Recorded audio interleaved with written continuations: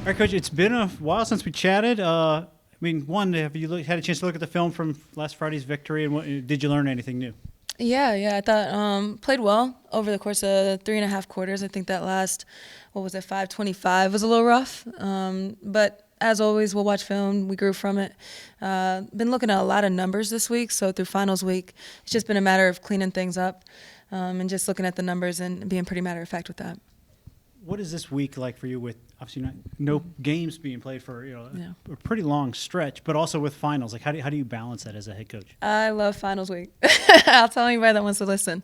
I think it's great. We had 2 days off over the weekend. Got right back into just breakdowns, a lot of film work, just cleaning up. Cleaning up all the things that we've obviously seen now. Through the last 8 games. So it's been fun just to go back, tweak some things, talk about why things are important, how they figure into other things. I'm just sort of putting the pieces together. Took a day off on Wednesday. I got after it again today. And I think our kids have been super receptive to the last week, but really it's a lot of just cleanup as they're managing classwork, I guess. Speaking of cleanup, one thing you guys have really done a good job with the last couple games is the rebounding. Yeah. What do you think has changed so much from the first 5 or 6 games till now? The focus. I'm going to continue to tell you, Dave. I think the more our kids get educated on things, the better off we are. And so showing them numbers of teams that have been successful in the max, what those rebounding numbers are, what our rebounding margin has to be for us to win games. And you see it. It's pretty blatant in our wins and losses. So I think the more that we educate our kids, the more bought into it they are. And if we can get rebounding down, then I'll feel good about this year. What can you tell us about NKU? They're tough. They're experienced. We saw them last year, so a lot of the same players. Duval is a name you're going to probably hear over the next couple of days. We have to cue into who she is. But Coach Whitaker does a good job with them. They're going to figure out ways to win, and with their experience, it helps. So we have our hands full going there. But at the end of the day, we got to do what Miami does. Speaking of Duval, I think she's at almost 21 points a game, one of the best scorers in the nation.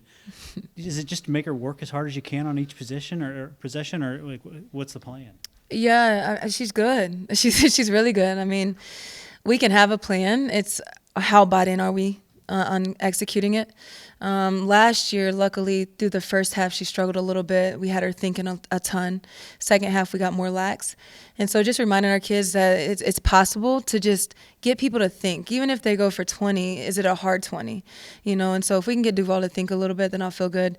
But really, if there's no second chance opportunities, because I do a great job rebounding the ball, then I'll feel even better about it.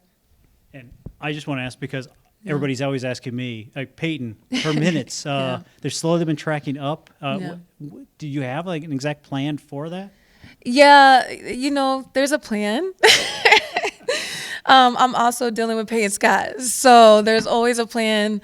There's always some fluidity in that. At the end of the day, I think as long as we're all on the same page of what's best for her and her progression back, we're going to go with that. And so sometimes P likes that, sometimes P doesn't. But the closer we get, to full recovery, the more she'll play.